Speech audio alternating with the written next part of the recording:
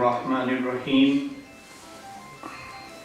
الحمد للہ وکفا وسلام علی عبادہ الذین اصطفى اما بعد قال اللہ تبارک وتعالی فی کلامہ المجید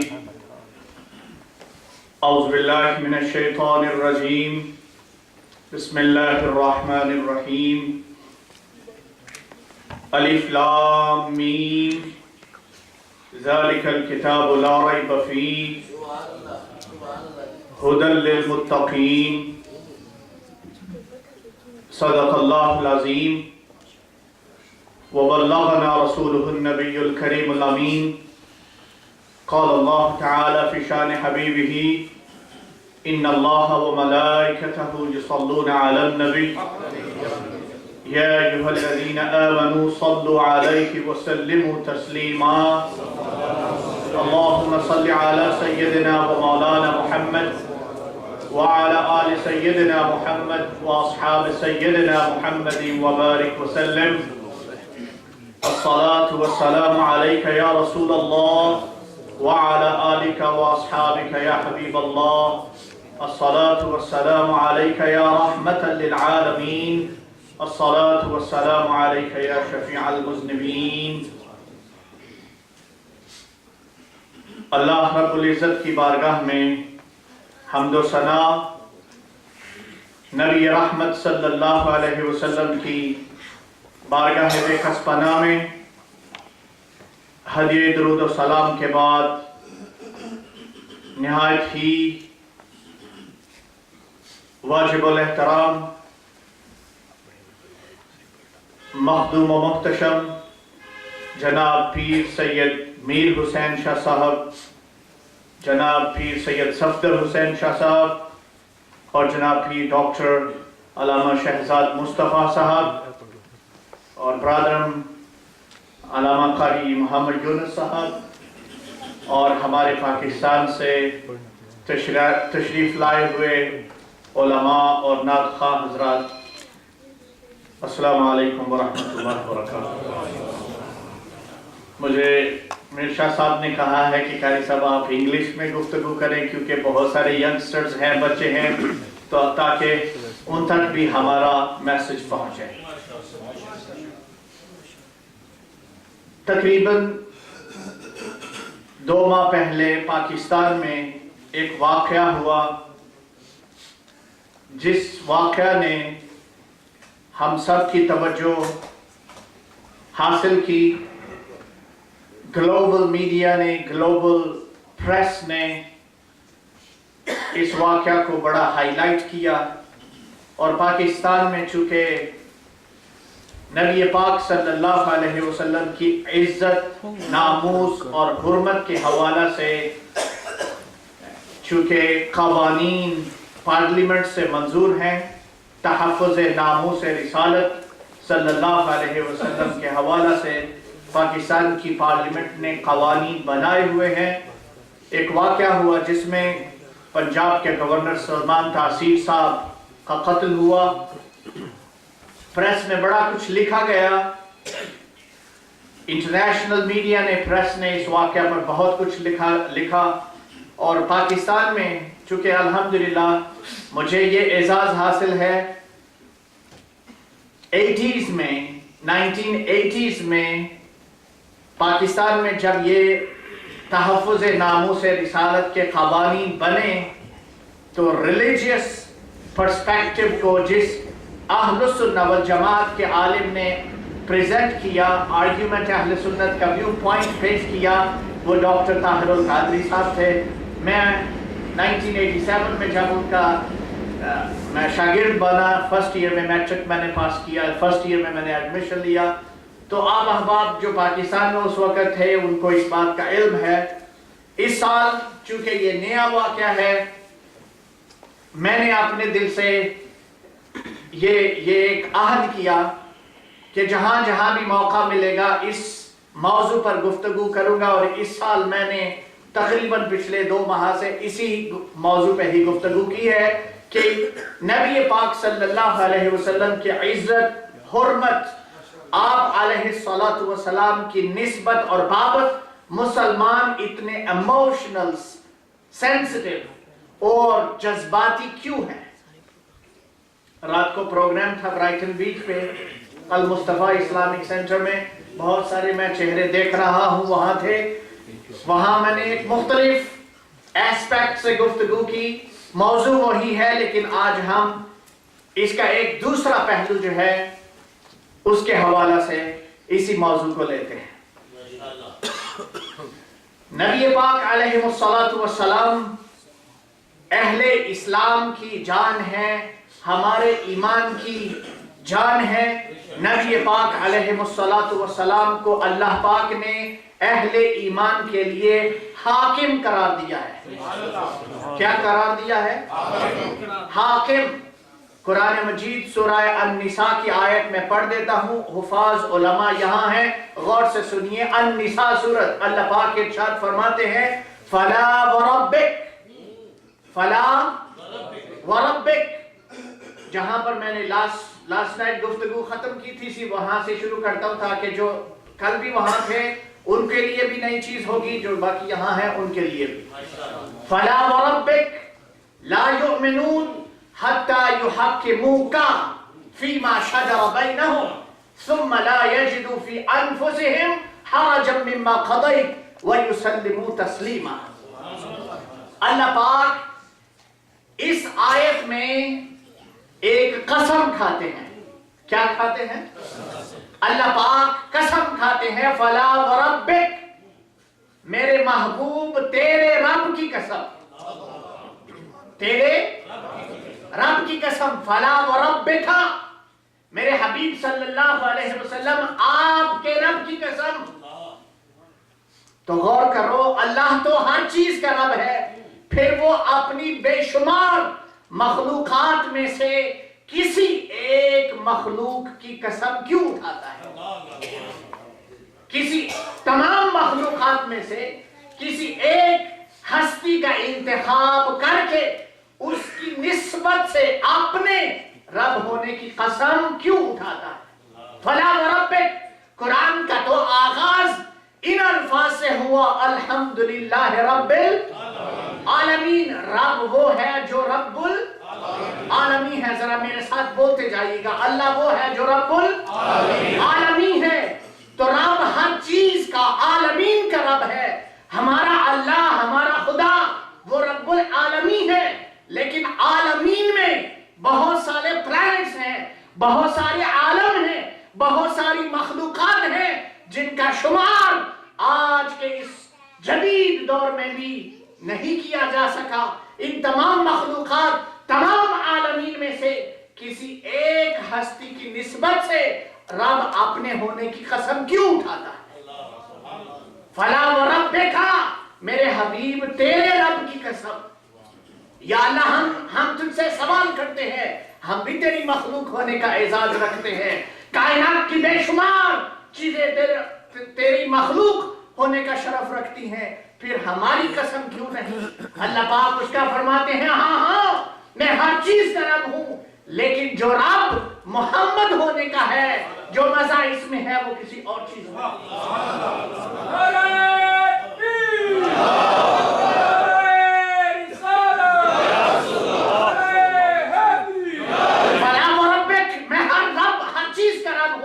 لیکن رب محمد ہوں اور محمد علیہ الصلوۃ والسلام کی نسبت سے قسم بھی کھاتا ہوں.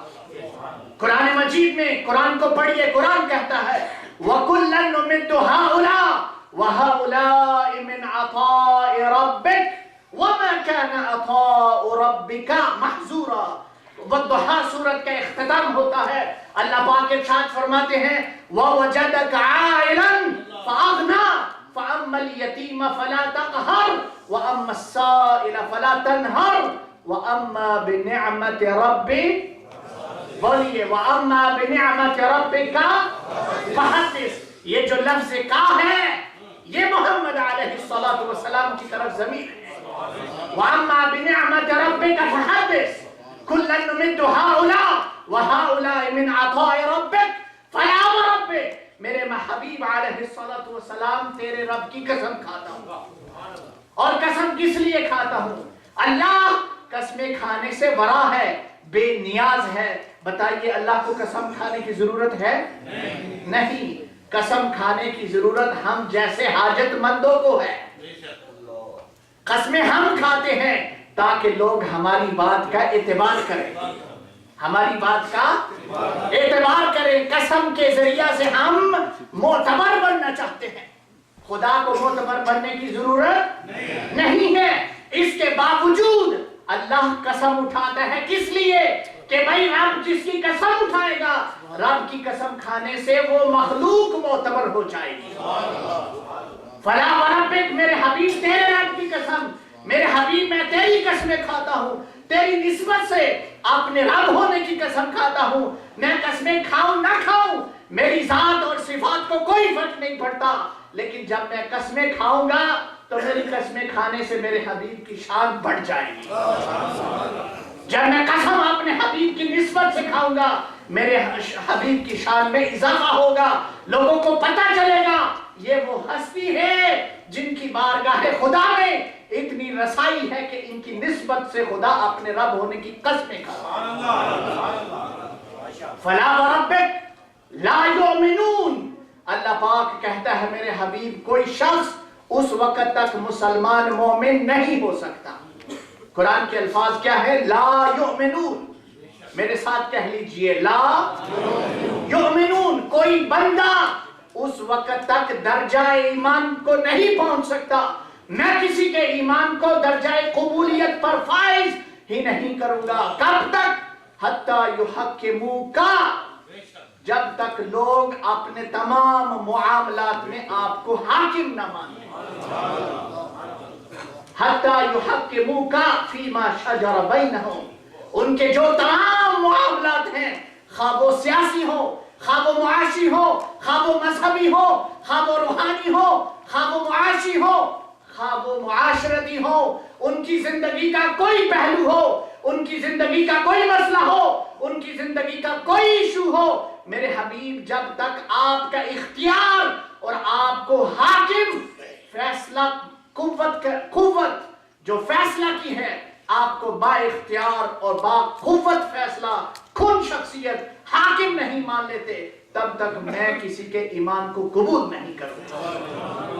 حتی یحکموک، تو حضور ہمارے ایمان کے حاکم. بولیے حضور ہمارے ایمان کے حاکم، حضور ہماری جان کے حاکم، حضور ہماری ذات کے، حضور ہمارے مذہب کے، ہمارے دین کے، ہماری سیاست کے، ہماری معاشرت کے، ہماری سیاست کے، ہماری جتنی بھی زندگی کے پہلو ہیں ان تمام کے حضور حاکم. یارو ہم کیسے بندے ہیں، ہم کیسی مخلوق ہے، اور ہم کیسے لوگ ہیں کہ ہمارے حاکم کو کوئی گالی دے یا ان کی شان میں کوئی نازیبہ الفاظ استعمال کرے، ہم چپ رہیں گے کہ یا بولیں گے؟ بولیے ہم بولیں گے. اگر میرے باپ کو کوئی برا کہے، آپ کے باپ کو کوئی نازیبہ الفاظ کے ساتھ مخاطب کرے، اور آپ اگر غیرت مند بیٹے ہیں تو کیا کریں گے؟ بولیں، آپ بولیں گے نہ ریئیکٹ کریں گے. بھئی آپ کے والد کو، آپ کے دادا کو، نانا کو، آپ کی والدہ کو، آپ کے کسی خاندان کے فرد کو، بزرگ کو کوئی نازیبہ الفاظ سے مخاطب کرے، آپ بولیں گے، آپ کا خون جوش مارے گا. تو نہ آپ اور میں اور ہماری عزتیں مصطفیٰ کے سامنے کیا حیثیت رکھتی ہیں؟ تو ہمارے نبی کی بابت، نبی پاک علیہ السلام کی نسبت اگر کوئی شخص یہ کہے کہ یہ کالے قوانین ہیں، ان کو بدلنے کی ضرورت ہے، جن میں غیرت ہے وہ خاموش رہیں گے یا بولیں گے؟ جن میں حوصلہ ہے وہ بیٹھیں گے خاموش یا بولیں گے؟ جن میں استطاعت ہے وہ بولیں گے یا خاموش رہیں گے؟ جن میں کچھ کرنے کا یارہ اور چارہ ہے وہ خاموش نہیں رہیں گے. اور اہل سنت والجماعت ہم لوگ یارو، ہم تو کھاتے ہی نبی کا صدقہ ہے. ہمارا تو ایمان ہے، اور امام اہل سنت کا بھی یہ عقیدہ ہے. اعلیٰ حضرت فاضل بریلوی کہتے ہیں بے واسطے ان کے خدا کچھ عطا کرے، بے واسطے ان کے خدا کچھ عطا کرے، ہاشا غلط غلط، ہوس یہ بے بصر کی ہے، ہوس یہ بے بصر کی ہے۔ ہمارا عقیدہ یہ ہے خدا نے، اللہ نے ہمیں جو کچھ عطا کیا ہے وہ رسول پاک کا صدقہ ہے، تو جو صدقہ ان کا کھاتے ہیں ان کا کھا کر ہم کب بولیں گے، ان کا کھا کر ہم کب ہوش میں آئیں گے؟ اس لیے ہم اہل سنت کی غیرت کبھی یہ گوارا نہیں کرتی کہ حضور کی شان میں کوئی شخص، کوئی انسان، خواہ وہ مسلمان ہو یا نان مسلم ہو، نازیبا الفاظ استعمال کرے یا آپ علیہ الصلوۃ والسلام کی شان میں گستاخی کرنے کی کوئی جرأت کرے۔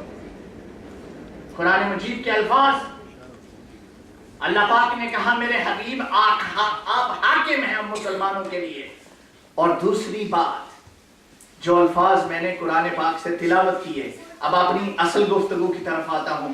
قرآن کہتا ہے الف لام میم، الف لام میم، یہ ان کو کہتے ہیں حروف مقطعات، حروف مقطعات، ذرا میرے ساتھ say after me please، حروف مقطعات۔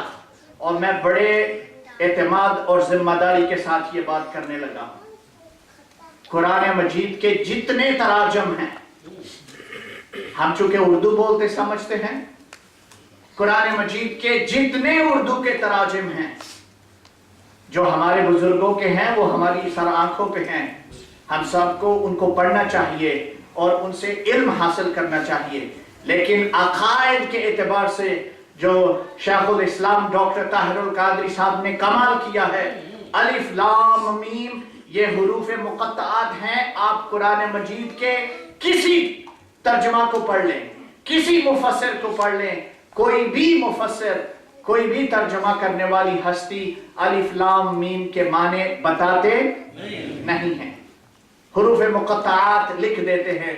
طاہر القادری صاحب نے کمال کیا، ان کا ترجمہ یہاں ہے، دیکھ لیں۔ آپ نے لکھا حروف مقطعات کے تحت کہ ان کے معنی اللہ اور اس کے رسول کو معلوم ہے، اللہ اور اس کے رسول کو معلوم ہے۔ حروف مقطعات طاہر القادری صاحب کا عرفان القرآن ترجمہ اٹھا کے دیکھیں، آپ نے لکھ دیا الف لام میم کے تحت کہ ان کے حروف، ان حروف مقطعات کے معنی اللہ اور اس کے حبیب کو پتا ہے، کسی کو نہیں پتا۔ بات یہ ہے کہ قرآن وہ کتاب ہے، کتاب ہدایت ہے کہ جو ہماری ہدایت کے لیے بھیجی گئی ہے، لیکن اللہ پاک نے قرآنی ہدایت میں، کتاب ہدایت میں کچھ سیکرٹ کوڈز رکھے ہیں، کچھ سیکرٹ کوڈز رکھے ہیں جو فقط خدا کو یا خدا کے حبیب کو پتا ہے۔ الف لام میم، حامیم، عین سین، یاسین، طٰہٰ، عین سین قاف، کاف ہا یا عین صاد، یہ وہ الفاظ ہیں، یہ وہ حروف ہیں جن کے معنی کسی کو علم نہیں ہے، خدا جانتا ہے یا خدا کا حبیب جانتا ہے۔ اللہ پاک نے کمیونیکیشنل سیکرٹ کوڈز رکھے ہیں جو اللہ اور اس کے حبیب کے درمیان ہیں، لیکن اللہ پاک کہتا ہے ذالک الکتاب لا ریب فیہ، یہ وہ کتاب ہے جس میں شک کی گنجائش نہیں ہے۔ ھدی للمتقین، ھدی للمتقین، یہ کتاب قرآن ہدایت ہے کن لوگوں کے لیے؟ بولیے اونچی ذرا، ھدی للمتقین، متقین کے لیے قرآن ہدایت ہے۔ آج اگلے 10-15 منٹس میں آج قرآن سے لیں گے کہ متقین کون ہیں جن کے لیے قرآن کہتا ہے، اللہ پاک ارشاد فرماتے ہیں کہ قرآن متقین کے لیے ہدایت ہے۔ ہمارے youth, youngsters, children born and raised in this country, when you open the Quran, when you open the book of Allah subhanahu wa ta'ala, in the beginning, Quran says, ذَلِكَ الْكِتَابُ لَا رَيْبَ فِيهِ هُدًى لِلْمُتَّقِينَ. Without the shadow of any doubt, Allah subhanahu wa ta'ala claims Quran is free of doubts. There is no doubt in this book. And Quran is kitab hidayah. Allah subhanahu wa ta'ala's message, Quran, is full of guidance. Hudan lil muttaqeen. Quran is a guidance for those who are muttaqeen, who are righteous, who are God-fearing, who are closer to Allah subhanahu wa ta'ala. For them, Quran is a book of guidance. Quran is a book of hidayah for them. We need to understand from the Quran, Allah subhanahu wa ta'ala has explained, and Allah subhanahu wa ta'ala has addressed, Allah subhanahu wa ta'ala has given a challenge to the humanity. Yes, of course, Quran is a book of hidayah. Quran is a message of guidance, but exclusively Allah subhanahu wa ta'ala says Quran is a book of guidance for those who are muttaqeen. Here I want to raise a question. यार जो पहले ही मुत्तकीन हैं, फिर कुरान उनके लिए हिदायत कैसे है? क्या मुत्तकीन वो कुरान की हिदायत के बगैर मुत्तकीन बन गए? अलिफ लाम मीम ज़ालिकल किताबु ला रैब फीह हुदल लिल मुत्तकीन। कुरान हिदायत है मुत्तकीन के लिए। अभी तो भाई कुरान को सिर्फ खोला है, सिर्फ पहले 2 सफ़े पढ़े हैं, और कुरान ने गारंटी दे दी है कि इस किताब को पढ़ने वालों समझ लो, ये किताब उनसे मुखातिब होगी, उनसे हम कलाम होगी जिनके दिल में तकवा है, जिनके दिल में तकवा है, जिनकी इंटेंशन नीयत ये है कि हम कुर्बे खुदा और कुर्बे रसूल को पालें। हुदल लिल मुत्तकीन, मुत्तकीन के लिए किताब हिदायत है। आगे कुरान मजीद ने डिटेल्स दी हैं, अल्लज़ीना युमिनूना बिल गैब, जो ईमान पर गैब रखते हैं, जो इकामत सलात करते हैं, जो अल्लाह की राह में इंफाक करते हैं, जो वही पर, जो आप सल्लल्लाहु पर और आपसे पहले नाजिल की गई उस पर ईमान रखते हैं, और आखिरत पर उनका ईमान और यकीन है। लेकिन इसके साथ साथ एक बड़ी लतीफ बात कुरान मजीद से आज तकवा के हवाला से बयान करता हूं। अल्लाह पाक ने सूरह अल-हुजुरात की तीसरी आयत, सूरह अल-हुजुरात की तीसरी आयत, सूरह अल-हुजुरात 49 सूरत है कुरान की, उसकी आयत नंबर 3 में अहले तकवा की एक तारीफ दी है। कुरान से बात है, मैं अपनी बात नहीं कर रहा, रेफरेंस आपको दे दिया है। अल-हुजुरात 49th chapter, ayat number 3, Allah subhanahu wa ta'ala says, if you ask the Quran who are muttaqeen, who are righteous in the sight of Allah subhanahu wa ta'ala, who are the people, Allah subhanahu wa ta'ala considers them the people of taqwa, the people of piety, people who are closer to Allah subhanahu wa ta'ala, then come to the Quran. Almighty Allah gives us the hidayah. Allah subhanahu wa ta'ala talks to us in the Quran and says, إِنَّ الَّذِينَ يَغُضُّونَ أَصْوَاتَهُمْ عِنْدَ رَسُولِ اللَّهِ أُولَئِكَ الَّذِينَ امْتَحَنَ اللَّهُ قُلُوبَهُمْ، بولیے قلوبہم، اولئک لہم مغفرہ و اجر عظیم۔ اللہ پاک ارشاد فرماتے ہیں ان الذین یغضون اصواتهم عند رسول اللہ، وہ لوگ جو نبی پاک صلی اللہ علیہ وسلم کی نسبت سے، آپ علیہ السلام کی ذات کے حوالہ سے، نبی پاک علیہ السلام کی نسبت، آپ کی شخصیت، ذات مصطفیٰ کے حوالہ سے جب صحبت اور قربت مصطفیٰ میں ہوتے ہیں، یغضون اصواتہم، وہ اپنی آوازوں کو پست کر لیتے ہیں مقام و ادب و احترام مصطفیٰ میں۔ یغضون اصواتہم، جو اپنی آوازوں کو پست کر لیتے ہیں، اولئک الذین امتحن اللہ قلوبہم للتقوی، یہ وہ لوگ ہیں جن کے دلوں نے جن کے دلوں کو خدا نے تقوی کے لیے منتخب کر لیا۔ اولئک الذین امتحن اللہ قلوبہم للتقوی، وہ انسان جو نبی پاک صلی اللہ علیہ وسلم کا احترام کرتا ہے، وہ انسان جس کے دل میں محبت مصطفیٰ ہے، وہ انسان جس کے دل میں مقام مصطفیٰ ہے، وہ انسان جو احترام مصطفیٰ میں مرا جا رہا ہے۔ اللہ پاک کہتا ہے میری مخلوق، میرے بندو، تم نے اپنے دلوں میں اپنی ہستیوں میں مقام و ادب مصطفیٰ پیدا کر لیا ہے، میں نے تمہارے دلوں کو اپنے تقوی کے لیے منتخب کر لیا ہے۔ یغضون اصواتهم عند رسول اللہ اولئک الذین امتحن اللہ قلوبهم للتقوی۔ آج our children, our youth, if you want to seek the nearness of Allah subhanahu wa ta'ala, if your intention is to be closer to Allah subhanahu wa ta'ala, if you have made up your mind to seek the qurb of Allah subhanahu wa ta'ala, oh our children, our youth, if your intention is that Allah the Almighty may be pleased with you, then Allah subhanahu wa ta'ala tells you in your heart, maqam Mustafa, respect of Rasul sallallahu alayhi wa sallam, passion and hope and muhabba of Rasul sallallahu alayhi wa sallam must be a living force. Then Allah will select your heart for the piety and righteousness and for taqwa. Not only Allah will choose your heart for piety and taqwa, listen to the Quran.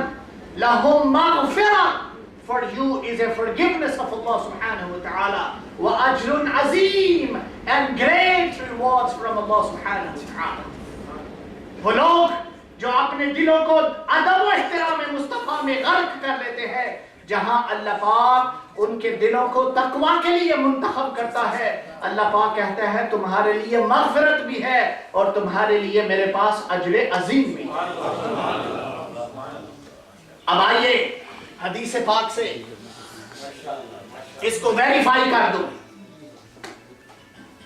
ہمارے بچے جو college universities میں جاتے ہیں، یہ ایک naan سینسیکل propaganda ہے جو کیا جاتا ہے، جی اہل سنت والجماعت کہانیاں کہاوتیں قصے بیان کرتے ہیں۔ نہیں، ایسی بات نہیں ہے۔ دلائل 1400 سال سے اہل اسلام اہل سنت کے پاس ہے، ہماری صرف کمزوری یہ ہے کہ ہم میں سے بعض مطالعہ نہیں کرتے۔ اور عوام اہل سنت، آپ خدا کی قسم، مجھے آپ سے کوئی مفاد نہیں ہے، مجھے آپ سے کوئی دلچسپی نہیں ہے، مجھے آپ سے کچھ لینا دینا نہیں ہے، اس لیے میں جرأت رکھتا ہوں جو بات سچ سمجھتا ہوں آپ کو آپ کے منہ پہ کہہ دوں۔ آپ لوگوں کو مطالعہ کی عادت نہیں ہے، آپ لوگ پڑھتے نہیں ہیں، آپ لوگ آتے ہیں نعرے لگاتے ہیں، ہمارے اوپر کنجروں کی طرح پیسے پھینکتے ہیں، گھر جا کے پھر جب آپ سے سوال ہوتا ہے آپ کہتے ہیں یار مجھے تو پتہ ہی نہیں۔ یہاں آپ بڑے خوش ہوتے ہیں، آپ کے چہرے پہ مسکراہٹ ہے، یہ ایمان کی نشانی ہے، اس میں شک نہیں۔ لیکن ہم جس سوسائٹی معاشرہ ماحول میں رہتے ہیں یہ علمی دنیا ہے، یہ علمی دنیا ہے۔ امریکہ میں لٹریسی ریٹ پوری دنیا سے زیادہ ہے۔ نعرہ تکبیر، نعرہ رسالت، آمد مصطفیٰ۔ لہذا آپ لوگ، آپ احباب بکس کے ساتھ تعلق پیدا کریں، آپ احباب پڑھنے کی عادت ڈالیں خدا کے لیے۔ اگر آپ خود سمجھنا چاہتے ہیں بکس کے ساتھ رابطہ پیدا کریں، آپ علم خود حاصل کریں اور اپنی اولاد کو آگے یہ علم پروموٹ کریں، پہنچائیں، نہیں تو ہم ساری زندگی ظلم و ستم کا شکار رہیں گے۔ جو میں نے قرآن سے بیان کیا، آئیے اب حدیث پاک سے۔ یہ بک کون سی ہے آپ دیکھ رہے ہیں؟ صحیح البخاری۔ یہ بک کون سی ہے؟ صحیح البخاری۔ قرآن مجید کے بعد حدیث پاک میں سب سے موسٹ اتھینٹک بک حدیث پاک کی جو ہے وہ یہ ہے صحیح البخاری۔ صحیح البخاری کا چیپٹر ہے کتاب فضائل اصحاب النبی، نبی پاک صلی اللہ علیہ وسلم کے صحابہ کے فضائل والا جو باب ہے اس میں سے حدیث ہے، اور حدیث کا نمبر ہے 1530 1530 حدیث کا نمبر ہے۔ سنیے، عن انس بن مالک رضی اللہ عنہ ان رجلا سأل النبي صلی اللہ علیہ وسلم عن الساعة فقال متى الساعة يا رسول الله وماذا أعددت لها؟ قال لا شيء. قال عليه الصلاة والسلام قال لا شيء إلا أني أحب الله ورسوله فقال صلی اللہ علیہ وسلم انت مع من احببت. ایک صحابی جن کا نام انس بن مالک ہے. کیا نام ہے صحابی کا؟ انس بن مالک. یہ حدیث پاک کو روایت کرتے ہیں. حدیث پاک کے راوی ہیں انس بن مالک. وہ روایت کرتے ہیں ایک دن نبی پاک صلی اللہ علیہ وسلم اپنے صحابہ کے ساتھ ہیں تو ایک صحابی کھڑا ہو کر پوچھتا ہے یا رسول اللہ قیامت کب آئے گی؟ قیامت کب آئے گی؟ یہ اس کا سوال ہے. صحابی رسول پوچھتا ہے یا رسول اللہ قیامت کب آئے گی؟ آپ صلی اللہ علیہ وسلم نے جواب دینے سے پہلے پوچھا میرے صحابی بتا وَمَاذَا أَعْدَدْتَ لَهَا. تو نے قیامت کی کیا تیاری کی ہے؟ قیامت کی تیاری کیا کی ہے؟ قال لا شيء. میں نے آپ کو حدیث کا ریفرنس بتا دیا, دکھا بھی دیا. جب حضور نے پوچھا صلی اللہ علیہ وسلم میرے صحابی تمہیں قیامت کی بڑی جلدی ہے, قیامت کی بڑی فکر ہے, بتاؤ تو صحیح مجھ سے قیامت کا پوچھنے والے قیامت کی تیاری کیا کی ہے؟ قال لا شيء. صحابی کہتا ہے یا رسول اللہ کوئی تیاری نہیں, کوئی تیاری نہیں کی. اعمال کے انبار میرے پاس نہیں ہیں. اب یہ بھی سنتے چلیے, کیا صحابہ سے ہم یہ توقع کر سکتے ہیں کہ یار وہ فرائض کے پابند نہیں تھے؟ بولیے, نمازیں پڑھتے تھے یا نہیں؟ حج کرتے تھے یا نہیں؟ فرائض و واجبات سنن پہ عمل کرتے تھے یا نہیں؟ ساری عبادات, سارے فرائض و واجبات پورے کرتے تھے. لیکن جب حضور نے پوچھا کہ کیا تیاری ہے, آپ نے تمام اعمال کو ایک طرف رکھ کے کہتے ہیں قال لا شيء یا رسول اللہ کوئی عمل نہیں ہے, کوئی عمل نہیں ہے. لیکن ایک ہے وہ حدیث پاک ہے الا انی احب اللہ ورسولہ, کہ یا رسول اللہ مجھے اللہ اور اس کے رسول کے ساتھ محبت ہے, مجھے اللہ اور اس کے رسول کے ساتھ محبت ہے. یہ میرے نامہ اعمال میں, میرے دامن میں یا رسول اللہ یہ ہے کہ میں خدا اور اس کے رسول کے ساتھ محبت کرتا ہوں. یارو سنو, جب اس نے یہ کہا صحابی رسول نے کہ میرے پاس عمل نہیں ہے تو حضور کو تو چاہیے تھا نہ کہتے میرے صحابی گو قیامت تو قریب ہے, جیسے آج کل ہمیں ڈرایا جاتا ہے قیامت قریب ہے تیاری کر لیں. آج ہمیں ڈرایا جاتا ہے کہ نہیں؟ بولیے. حضور کو جب صحابی رسول کہتے ہیں لا شیء یا رسول اللہ میرے پاس کوئی عمل نہیں ہے لیکن ایک ہے اور وہ ہے احب اللہ ورسولہ, میں اللہ اور اس کے رسول کے ساتھ محبت کرتا ہوں. اب جو حضور نے یہ جواب سنا تو نبی پاک صلی اللہ علیہ وسلم کا جواب بھی سنیے. حدیث پاک کے الفاظ ہیں, آپ صلی اللہ علیہ وسلم نے فرمایا انت مع من احببت. آپ برکت کے لیے یہ الفاظ میرے ساتھ کہہ لیں, انت مع من احببت. میرے صحابی تجھے جس کے ساتھ محبت ہے دنیا میں تو تم انہی کے ساتھ ہو, قیامت اور جنت میں بھی تم انہی کے ساتھ ہو. قیامت اور جنت میں بھی تم ان کے ساتھ ہوگے. شاہ صاحب نے مجھے ٹائم کا بتا دیا کہ ختم ہو گیا, اجازت ہو تو ایک حدیث اسی پہ اور پیش کر کے پھر میں ختم کرتا ہوں. اجازت ہے شاہ؟ دوسری حدیث آپ صلی اللہ علیہ وسلم کا فرمان کہ بھائی جس کو میرے ساتھ محبت ہے وہ میرے ساتھ ہی ہوگا. اہل سنت والجماعت مبارکباد کے مستحق ہیں. ہاں ہم گناہگار سہی, ہم لاچار سہی, ہم فاسق و فاجر ہی سہی, لیکن ایک بات میں پکا کرنے کی کوشش کر رہے ہیں اور وہ ہے اللہ اور اس کے حبیب کے ساتھ محبت. اللہ اور اس کے حبیب کے ساتھ ہمیں آج یہاں کیا چیز لائی ہے یارو؟ بولیے. اس شہر میں, اس شہر بتا میں, اس گناہ والے شہر میں آج ہمارے ہی مسلمان بھائی پتہ نہیں کیا کیا کر رہے ہیں. اللہ نے ہمیں یہ توفیق بخشی ہے کہ ہم حضور نبی پاک صلی اللہ علیہ وسلم کا میلاد منانے کے لیے اپنی محبت کا ثبوت دینے کے لیے یہاں جمع ہیں. اور یہ وہ عمل ہے جو رائے گاہ نہیں جاتا. آپ صلی اللہ علیہ وسلم کی حدیث تو میں نے بیان کر دی، دوسری حدیث سنیے، یہ ہے کتاب الشروط، میرے ساتھ کہیے، کتاب الشروط، the chapter of conditions. آپ میں سے جن احباب کو صلح حدیبیہ کے الفاظ آپ نے سنے ہیں، ذرا وہ ہاتھ کھڑا کریں۔ جن کو پتا ہے حضور پاک صلی اللہ علیہ وسلم نے غیر مسلموں کے ساتھ صلح حدیبیہ کیا تھا، وہ ہاتھ کھڑا کریں پلیز۔ صلح حدیبیہ، the treaty of حدیبیہ، اس میں میں بات ختم کر رہا ہوں۔